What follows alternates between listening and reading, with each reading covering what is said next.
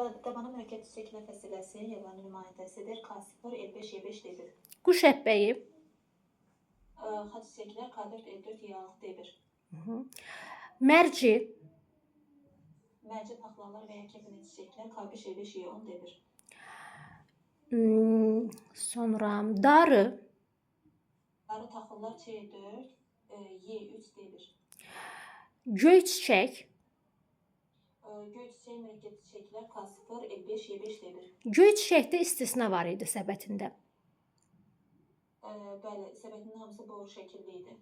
Göy çiçəkdə? Yox, üzr istəyirəm. Onlar eşik qanqalı idi, hamısı boru şəkilli. Göy çiçəklər mərkəzdə boru şəkilli, kənarda top şəkilli idi. Hər birinin formulası? Boru şəkillər maylamada iştirak edib toxum əmələ gətirdiyi üçün K0, L5, Y5, D1 idi. Amma qıf şəkillilər toxum əmələ gətirmir, maylanmada iştirak edilmir. Yalnız sizə şərait cəlb etmək üçün idi. Bunların çiçək forması K0, L5, Y0, D0.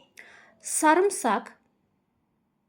Sarımsaq zambaqların mədən nümayəndəsi C6, Y6, D1. Sonra ağlıma gəlmir başqa. Ərik. Ərik göy çiçəklərdir. K5, L5, Y sonsuz D1. Tütün. Tütün badamcan çiçəklərdir. Yəni tənbəki K5, L5, Y5, D1. Ayrı qotu. Ayrı qotu taxıllar idi. Deməli C4, Y3, D1. Hansı taxıllarda külək gövdə olmaz? Qarğı dalı ilə şəkər qamışı içi doludur.